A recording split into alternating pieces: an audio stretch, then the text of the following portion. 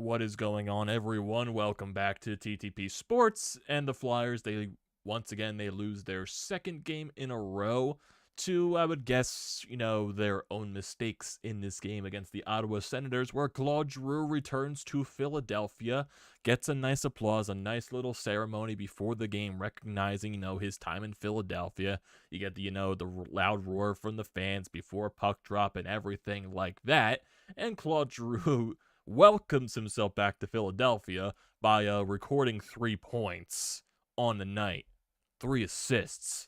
So yeah, he was he was good in this game. He definitely well, actually he didn't record 3 points. He recorded 2 points in this game, but still, Claude Giroux, he welcomed himself back to Philadelphia, and he got himself, a nice how do you do there.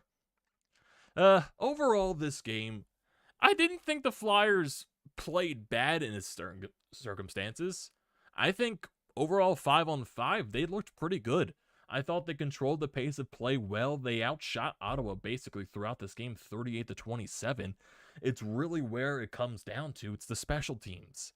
The special teams really killed you in this game, and that is the major issue. Special teams killed you. You took a lot of sloppy penalties from basically the end of the second period into that third period, which is what basically cost you the entire game. You get the first goal of the game. Travis Konecny makes a nice play to the front of the net where Kevin Hayes can find a way to bury the rebound behind Cam Talbot, put you up 1-0. Ottawa then ties the game on a bad line change. A lot of people want to blame Rasmus Ristolainen for that situation, but it was more on the case of, Zach McEwen and Nick Delorier not picking up their men. Ristolainen gets into the rush. They turn the puck over in the offensive zone. It goes the other way. Zach McEwen caught flat-footed, and it allows Chapat to tie the game on a breakaway there. So, basically, this game is tied throughout, I would say, a little over half of this game. But overall, once you get into that second period, you get a couple of power plays. Like, you get 3 in a row. I believe you get, 2 in the second period. You get 1 in the first period. You're not able to score on any of those power plays.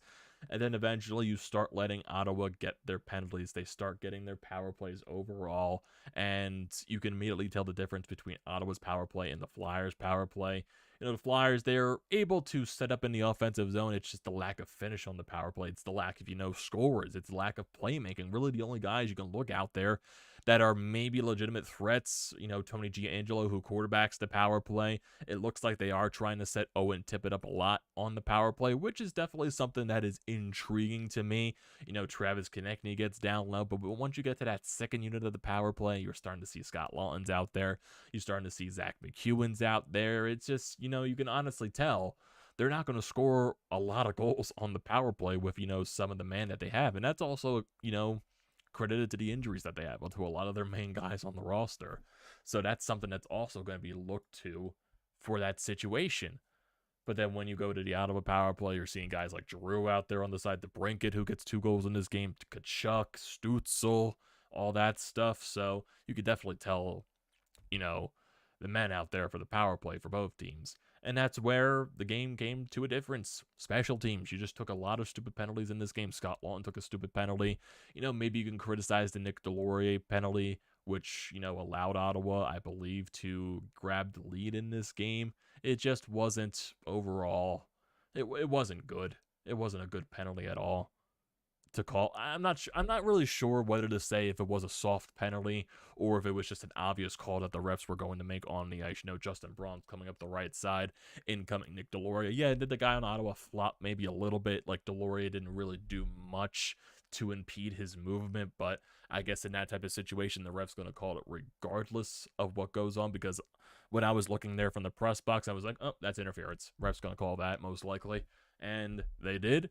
And it went the other way for Ottawa, and basically that was the rest of the game. You took a couple of stupid penalties after that, and that's what John Tortorella described in the press conference after the game. Another very short press conference after, he left the arena in Columbus, not even having a press conference, forcing one of the assistant coaches, Shaw, to take the press conference.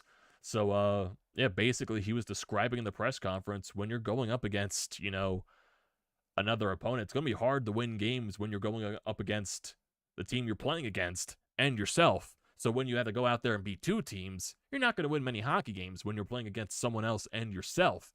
You were fighting against yourself a lot in this game just because of the dumb penalties that you were taking. Special teams were the issue. That's definitely the reason why. But the Flyers are definitely showing, some glimmers of hope, some glimmers of structure. Like I said, 5-on-5 today, I thought they were the better team throughout. They controlled the pace of play and everything like that. I thought they were very solid 5-on-5. I just thought the chances overall probably weren't as dangerous as maybe I would like them to be. It just kind of felt like the saves for Talbot were a little bit too easy on that front. So, and I do think that where it comes to, the lack of finishing on this team because, a lot of the main guys are injured and you're relying on guys like, Scott Lawton to contribute the goals. But then when you have a top line of Travis Konecny and Kevin Hayes, those guys are going to rack up their points. But when you're relying on the other lines, I thought Tippett himself overall had a nice game. There was a lot of, plays where I thought Tippett had a nice pass over to Travis Sanheim in that second period, who had a wide open net to shoot at, just completely shot it over the net of Talbot. And also just, they had, like I said, they had their chances. I thought they played very well 5-on-5. It's like I said, it's the special teams. Special teams screwed you. That's basically it. Your penalty kill screwed you. Taking dumb penalties screwed you. Not scoring on your own power plays screwed you. And that's basically the bottom line of this game. And then also other things to talk about. Wade Allison leaves the game with an injury. This guy just can't catch a break. In the first period, it looked like he got cut in the hand by a slash, possibly. He had to leave the first period to get some stitches on his hand. And then during that second period where he's going out to, lay a hit out there, you see the hit, you hear the hit, and then the guys go down the ice, and then you hear whistles blow, and then you're looking on the other side of the ice, and then all of a sudden you're seeing Allison down on the ice. You're like, oh, no, not again. Can this guy just catch a break, please?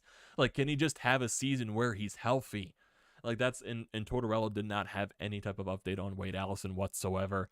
I'm not sure what the issue was. He had trouble getting up. He was in a lot of pain. I'm not sure if it was a leg, an ankle, foot, or even his hip. Because when I look at the replay of the hit, nothing looked wrong with the way he was going in with his legs. Even when he fell, nothing looked awkward with his legs at all. When I look at it more, the way he went into the hit, with the way the Ottawa player was facing, here's, I guess, the glove right here of the Ottawa player. In comes Wade Allison's right side of his hip, and his hip goes right into the glove of the player that he's, forechecking. And I'm thinking to myself, could that possibly be a hip injury? Hopefully it's not like a rib injury or something like that, to where he was really feeling that right side of his body, the reason why he probably couldn't get up. So I'm just like, please be okay, Wade. Hopefully it's nothing too serious, and hopefully it's just like a day-to-day type of thing. But with the, with the luck of Wade Allison over his, course of his, career in college and in professional hockey, the injury bug has been a major problem for him, and that's just unfortunate at that point. So hopefully over the next few days, I would assume he's not playing in tomorrow's game. Just hopefully he's healthy. Just hopefully it's nothing serious, because definitely it's something that you just need to break from overall. Yeah. Just overall, I'm not, too up. The Flyers had 59 hits in this game. What the hell? 59 hits. Hey, this game was very physical. It definitely was. There were a couple of fights in the first period. Travis Konecny dropped the gloves, which very surprised me a lot. And also Tony DeAngelo dropped the gloves. This game was very physical. A lot of, scrums after whistles, when the goalie covers up the puck in the crease. And, Claude Giroux got a little physical in this game. He looked pissed off for some reason. I have no idea why. Specifically at Travis Sanheim, I have no idea what pissed Giroux off so much. Maybe he was just using that animosity after last year's trade deadline with all the rumored stuff about him and Chuck Fletcher, all that discourse. Maybe he was taking that anger into the game. I have no idea. But overall, it was just special teams killed you. And that's exactly what, John Tortorella expressed in the press conference. He thought they played really well 5-on-5. It's just basically you stabbed your own self in the foot when you're taking those bad penalties all in consecutive order. If you just go to all these penalties that happen at the end of the second and into the third, Deloria gets the interference call, then Joel Farabee not that long after get the tripping penalty after Ottawa scores, and then Scott Lawton, he gets the slashing penalty in that third period, which Ottawa scores on once again. So it's just, once again, you're stabbing yourselves in the foot. And when you're getting so many power plays in this game, you get 3 power plays in a row, with one at the end of the first period, one at the beginning of the second period, one halfway through the second period, and you're not able to cash in on any of those opportunities. And that's where the game comes and kills you, because you go over 3 on 3 straight power plays, and then Ottawa, when they get 3 straight power plays, they score on 2 out of 3 of those. So that's where the game killed you. That's where you lost the game at, your special teams. And that's the major issue on that standpoint. It really is. I thought Hart really didn't face that much in this game overall. Faced 26 shots. He stopped 23 out of 26. I thought, he was definitely better in the game than he was against Columbus, but still overall, it was just, once again, breakdowns, power plays, a lot of good passes that he just has no chance of stopping. So it's just one of those situations. Once again, I don't think Carter Hart was the issue at all, even though some people will probably find a way to make him the issue of the game. But overall, if you look at his record, you'll have to chalk up another regulation loss for him, so he'll be 6-2-2 this season. Has a save percentage above .941, so he's been very solid overall. Fantastic overall at the start of the year. I would assume he's not going to be starting tomorrow just because of the back-to-back situation at home, but who knows? Maybe since it's a home back-to-back, maybe Hart does get the start. But I wouldn't be surprised if Felix Sandstrom gets the nod tomorrow on the back-to-back going up against Dallas. So yeah, basically the main summary of this entire game, just special teams killed you. That's the bottom line. Special teams killed you. And you were not able to recover from that standpoint. That's basically it. I thought they played well 5-on-5. I thought they had a lot of setup. I thought they had a lot of chances. A lot of the chances weren't dangerous, but still, I thought they brought nice pressure. Like I said, this team is showing some signs of structure, but then at the end of the day, their lack of scoring power, especially on the power play, is, showcasing itself. With a lot of injuries, the main guys like Couturier, JVR, Atkinson, and all that stuff, guys that, are major contributors to your score sheet, and it's going to be a major issue on that scoring side, especially for offense. When your top line is, your main scorers of Konecny and Hayes, and then when you basically go down the rest of the lineup, it's, a struggle to get other guys to contribute. And that's basically where that, evil head's going to showcase itself. So basically, that's where it is. You scored, those 5 goals against St. Louis, and you've struggled to score more than 1 goal in the past 2 games. You scored 2 goals in Columbus, you scored 1 goal tonight. So, yeah, that's going to happen. So, if you're looking at the rest of the schedule, you got Dallas tomorrow on the back-to-back, 1 o'clock once again. Then you get Columbus again on Tuesday on the road once again. Then you're in Boston, Montreal, home against Calgary, Washington before Thanksgiving, Pittsburgh at home on Black Friday, then 2 games in a row against the Islanders. So, yeah, there's really not that much else to talk about this game. Claude Giroux, yeah, he definitely showcased some animosity today. He got 2 points. He was definitely, showcasing, a lot of other things. I saw a lot of stuff about Alex DeBrincat too, since he scored 2 goals in this game. A lot of people were like, oh, Flyers could have traded for Alex DeBrincat and all that stuff. So, yeah, I still have those feelings in the back of my mind as well, but I'm not going to, completely go crazy over it. DeBrincat does have 4 goals on the year, but still, it's fairly early in the season. He can definitely go on a hot streak right here.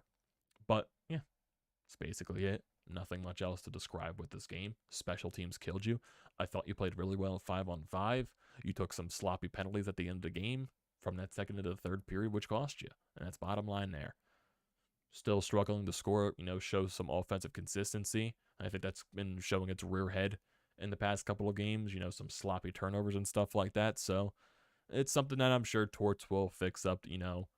This team is still raw.